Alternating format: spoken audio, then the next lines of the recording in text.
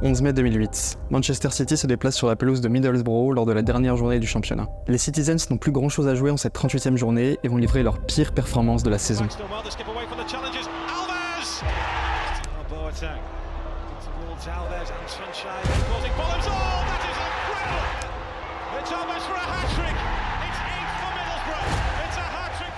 Score final, 8-1. La pire défaite de l'histoire du club en Première Ligue. La conclusion catastrophique d'une saison relativement anonyme pour un club encore qualifié de voisin bruyant par Sir Alex Ferguson à l'époque. City n'a plus gagné de trophée majeur depuis 1976 et tout porte à croire que la disette va durer encore quelques années. Mais pourtant... «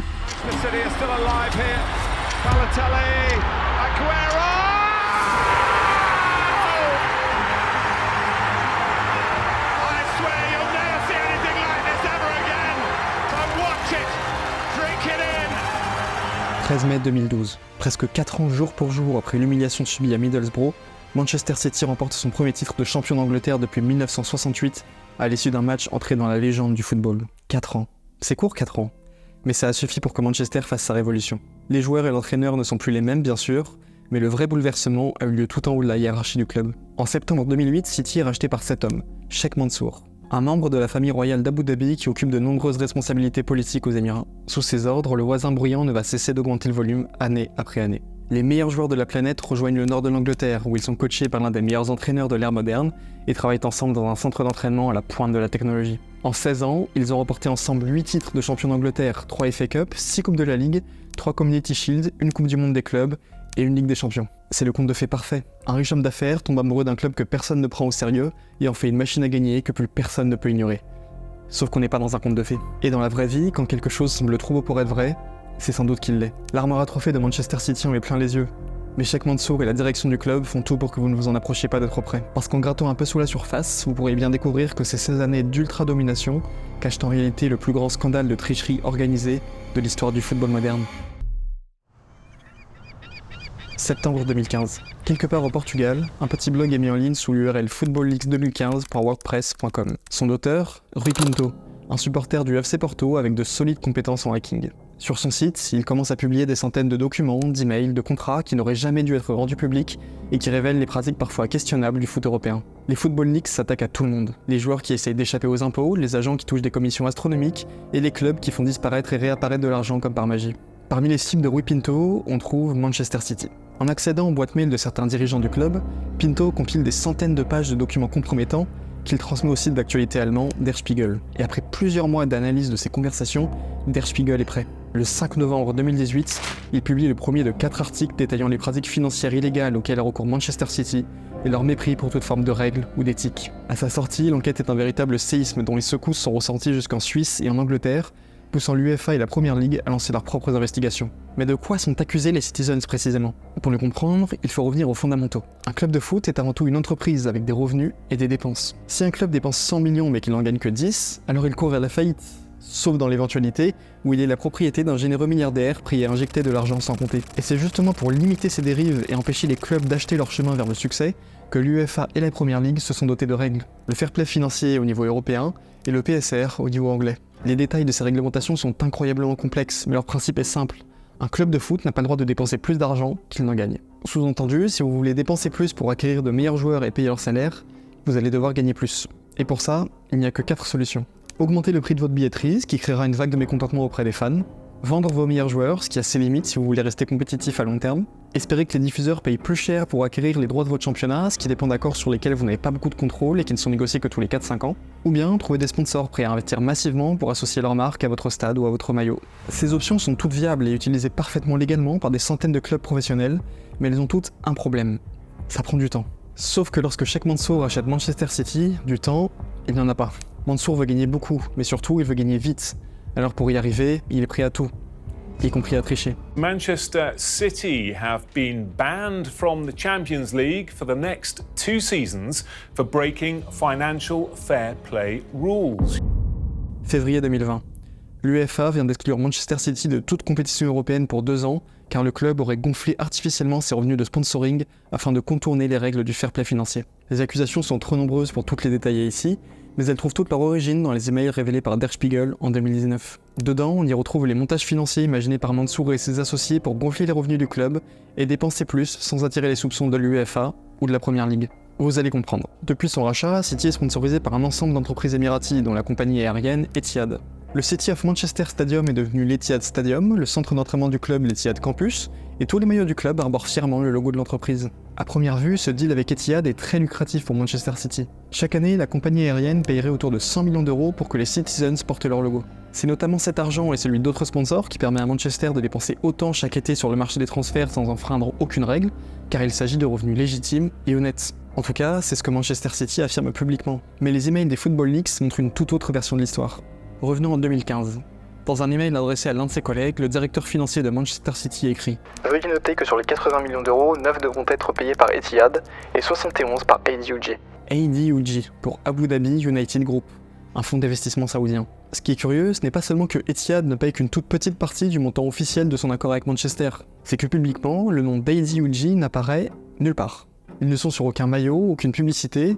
Pour une entreprise qui paye 71 millions aux Citizens, ça ressemble à une mauvaise affaire. Mais ensuite, vous vous renseignez un peu sur ADUG, et vous découvrez que son propriétaire n'est autre que Sheikh Mansour, le propriétaire de Manchester City. Vous suivez ? Pour injecter de l'argent dans son club, Mansour fait passer les fonds par d'autres entreprises émiraties, permettant ainsi à City de les déclarer comme des revenus honnêtes issus de ses sponsors, et non comme des dépenses. Avec de plus gros revenus, City peut donc acheter des joueurs à prix d'or et leur offrir des contrats qu'aucun autre club ne peut se permettre, le tout sans enfreindre aucune règle. Du moins en apparence. On a parlé d'Etihad, mais l'histoire se répète avec Abar, une société saoudienne qui sponsorise les Citizens à hauteur de 18 millions d'euros par an. Comme nous l'avons évoqué, l'obligation directe d'Abar est de 3,5 millions d'euros par an. Les 14,5 millions restants viendront de sources alternatives fournies par son Altesse. On peut difficilement faire plus clair. Bien sûr, Manchester City s'est toujours défendu de faire quoi que ce soit d'illégal. Depuis la publication des Football Leaks, il continue d'affirmer que la tentative d'endommager la réputation du club est claire et organisée. Mais en privé, la direction sait très bien ce qu'elle fait. Nous avons besoin de pouvoir montrer des reçus distincts dans notre compte en banque pour les revenus de sponsoring et les revenus de financement direct. On a donc besoin que l'argent que l'on attribue à Etihad ou à Bar nous soit physiquement remis par ces entreprises, et non via un mix sponsoring et financement direct. On en a besoin pour éviter toute considération d'influence ou de contrôle par une tierce partie. Je comprends que ce soit peu compliqué pour Mohamed au lieu de juste nous donner tout en un seul paiement, mais c'est important pour nous en cas de contrôle. Pour un club qui n'a rien à se reprocher, ce sont quand même de drôles de précautions. Les emails de ce type, les Football Leaks en contiennent des dizaines, tous aussi accablants les uns que les autres. Mais dans ce cas, comment est-ce possible que les Citizens n'aient toujours pas été condamnés ? Lorsque l'UEFA exclut Manchester des compétitions européennes, l'instance parle de l'enfreinte la plus sérieuse, sophistiquée et réfléchie à son règlement, et une tentative claire de contourner ou enfreindre les règles du fair play financier. Immédiatement, le club fait appel devant le tribunal arbitral du sport, et quelques mois plus tard, le verdict tombe. Les accusations selon lesquelles un financement direct aurait été déguisé en revenu de sponsoring sont prescrites. Avec 2 voix sur 3 en leur faveur, les Citizens sont blanchis, parce que les accusations portées par l'UEFA portent majoritairement sur des faits vieux de plus de 5 ans, et donc trop anciens pour être punis. Autrement dit, la triche est permise. Ce qui ne l'est pas, c'est de se faire attraper trop vite. Aux yeux de Manchester City et de leurs avocats, c'est une victoire éclatante, et la preuve de leur innocence. Qu'importe l'amende de 10 millions qui leur a été infligée pour avoir tout tenté pour empêcher les enquêteurs de l'UEFA de faire leur travail. Qu'importe si les 2 juges qui ont voté en leur faveur sont ceux qu'ils ont eux-mêmes nommés. Mais tandis que le club célèbre sa victoire, la Première Ligue mène elle aussi son enquête. Une enquête plus approfondie qui a démarré à peu près en même temps que celle de l'UEFA, et qui ne trouve sa conclusion qu'en février 2023. Manchester City have been charged by the Premier League for breaching numerous financial fair play rules.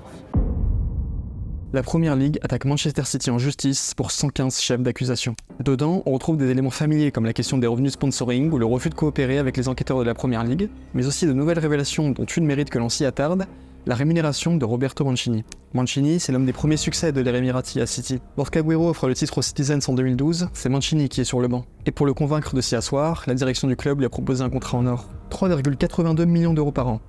Enfin ça, c'est le montant réellement versé à l'Italien. Parce qu'officiellement, sa rémunération annuelle n'est que d'1,73 million d'euros. La somme restante lui est remise par le club émirati d'Al Jazeera, propriété de, Sheikh Mansour. En échange de 4 petits jours de coaching annuel, Mancini perçoit plus de 2 millions d'euros, soit plus que pour son travail à Manchester. 2 millions pour 4 jours de travail, c'est plutôt bien payé. D'autant plus qu'il n'existe aucune preuve, aucune photo, aucun communiqué prouvant que Mancini a bel et bien rendu visite au club d'Al Jazeera, ni même qu'il leur ait donné le moindre conseil. Là encore, la stratégie est claire. S'offrir un des meilleurs entraîneurs de l'époque à un prix que presque aucun autre club ne peut payer, tout en manipulant les comptes pour rester dans les clous. City et Mancini ont toujours refusé de commenter cette affaire, mais tout ça a un nom. Le dopage financier. En l'espace de quelques saisons, les Citizens ont monté une armada que presque aucun autre club ne peut concurrencer. Non seulement parce qu'ils disposent de ressources financières quasi infinies, mais surtout parce qu'ils ne jouent pas selon les mêmes règles. Vous trouvez peut-être ça injuste, mais comme le dit si bien un dirigeant du club par email, à City, on peut faire ce que l'on veut. Et force est de constater que jusqu'à présent, l'histoire leur a donné raison. Sur les terrains comme devant les tribunaux, Manchester a tout gagné. Mais rien ne garantit que cela durera éternellement. Le temps judiciaire n'avançant pas aussi vite que le football, aucune conclusion n'est attendue avant le printemps 2025 en ce qui concerne les 115 accusations à l'encontre de City. D'ici là, les hommes de Guardiola pourraient bien remporter un nouveau titre de champion d'Angleterre avant d'être relégués. C'est très sérieux. Selon les conclusions du jury et le nombre d'accusations dont les Citizens se sont reconnus coupables, les sanctions pourraient aller d'une simple amende à un retrait de points tellement important qu'il entraînerait la relégation du club en seconde division. La Première Ligue a le pouvoir de prendre ce genre de décision. Elle n'a d'ailleurs pas hésité à le faire la saison dernière en retirant 4 et 8 points à Nottingham Forest et Everton en raison de leur mauvaise gestion financière. Qu'on soit clair, je ne suis pas juge, et même après avoir fait beaucoup de recherches pour préparer cette vidéo, je suis encore loin d'avoir le niveau de compréhension nécessaire pour affirmer avec certitude si City est coupable ou non. Mais ce que je peux dire en revanche, c'est qu'il me semblerait aberrant que la Première Ligue condamne l'incompétence des dirigeants de Forest ou d'Everton, tout en laissant impunie l'apparente malhonnêteté de ceux de Manchester. L'affaire est jugée en ce moment même par un jury indépendant dont l'identité est gardée secrète. Et cette fois, il n'y aura ni prescription, ni possibilité de faire appel devant le tribunal arbitral du sport. De son côté, Manchester se dit ravi d'accueillir l'examen de ce sujet par une commission indépendante afin d'étudier les preuves irréfutables en faveur de sa position. Mais plusieurs avocats experts du sujet tempèrent cet optimisme. Il y a probablement 4 issues possibles. Ils sont acquittés, ils reçoivent une amende et perdent quelques points, ils perdent beaucoup de points, ou ils sont exclus du championnat. Mais le fait que quelqu'un ait été accusé 115 fois ne signifie pas qu'il est coupable. En attendant que le jury rende son verdict, il ne nous reste qu'une chose à faire. Fantasmer. Voir le dernier champion d'Angleterre reconnu coupable de dopage financier, qu'est-ce que ça voudrait dire? Guardiola a déjà affirmé qu'il démissionnerait s'il découvrait que ses patrons lui avaient menti, et on imagine mal De Bruyne ou Haaland rester au club en cas de relégation. Si vous êtes un supporter mancunien, ce serait un désastre. Mais pour les autres, le vrai scénario catastrophe serait probablement de voir City être blanchi. Qu'importe qu'il soit innocenté sur un vice de procédure ou sur la base d'une règle obscure, le message resterait le même. Dans le football, l'argent est le joueur le plus décisif d'une équipe.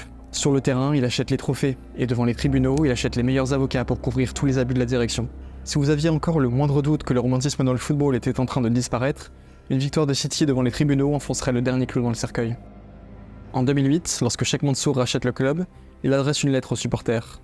Voici ce qu'il leur dit. « J'ai acheté ce club sur mes fonds propres et dans le cadre de ma propre stratégie d'investissement. Je suis un fan de foot et j'espère que vous verrez bientôt que je suis maintenant un fan de City. » 16 ans plus tard, les Citizens ont disputé près de 950 matchs sous la propriété de Mansour. À votre avis, à combien d'entre eux il a assisté? C'est pas 100, c'est pas 300, c'est pas 500, c'est 2. L'histoire du rachat de Manchester City, ce n'est pas celle d'un caprice de milliardaire qui s'offre un club de foot comme un enfant s'offrirait une PS5 avec l'argent de mamie. C'est l'histoire d'une nation qui a compris depuis longtemps que le sport pouvait être un moyen terriblement efficace de redorer son image. Parce qu'aussi cynique que cela puisse paraître, d'excellents résultats sportifs font toujours plus de bruit que des performances alarmantes en termes de droits humains ou de liberté de la population. Bien sûr, ce n'est pas là-dessus que devra statuer le jury chargé du procès. Mais c'est aussi de ça dont il est question. Parce que Manchester City est un club qui a à la fois tout et rien à voir avec le football. Merci à CyberGhostVPN d'avoir soutenu cette vidéo. Vous trouverez un lien en description pour découvrir leur offre avec 4 mois et 83% de réduction. On se retrouve dans 3 semaines.